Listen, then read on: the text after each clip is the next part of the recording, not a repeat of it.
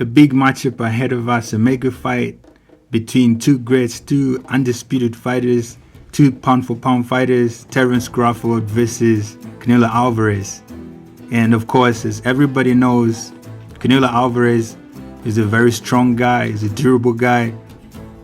And if you look at fights like the one he had against Munguia, you saw what happened to Munguia. He got dropped, he got dominated, and he lost by unanimous decision.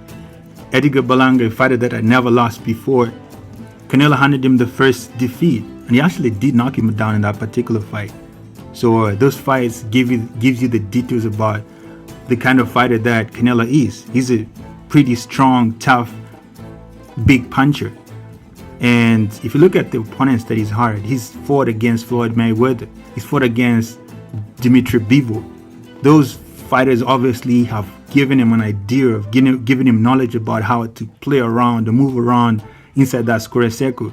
So Terence Crawford will obviously be going against the toughest test of his career, and he better prepares himself adequately for this particular encounter.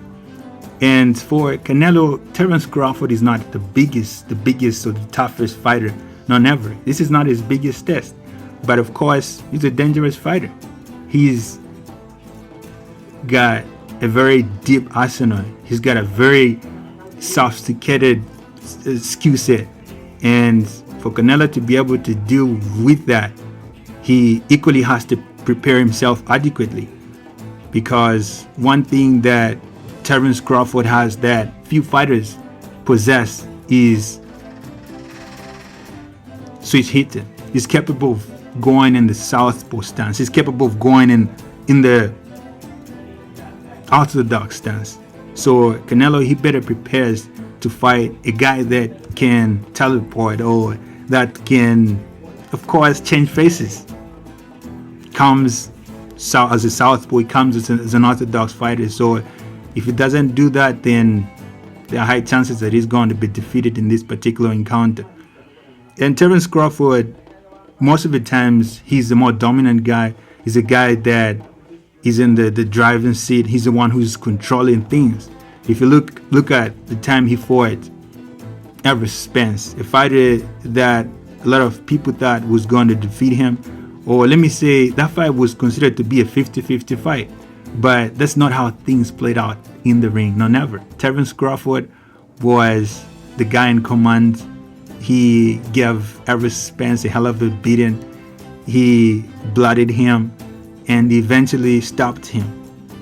And you talk about fighters like Sean Porter, a guy that is pretty aggressive. He's a go-forward fighter. He doesn't step back. A lot of people just used to crumble down due to the pressure that he was just like giving them. But Terence Crawford, he knew how to manage that pressure. So Terence Crawford is a fighter that has got a very high IQ. So Canelo, he better comes with a lot of traps. He better comes with a lot of sneaky whatever techniques to be able to deal with a fighter like Terence Crawford. I know he's got the weight advantage. Of course, he's a bigger guy. He's a stronger guy, but size doesn't win fights. That's the truth. But sometimes it does work to the advantage of fighters at times. But in this particular case, I don't think it's going to help him much. He has to have the skill, and of course, the size. Yeah, that's an advantage. But he has to have the skill as well to be able to go with the size so that he can emerge victorious in this particular case.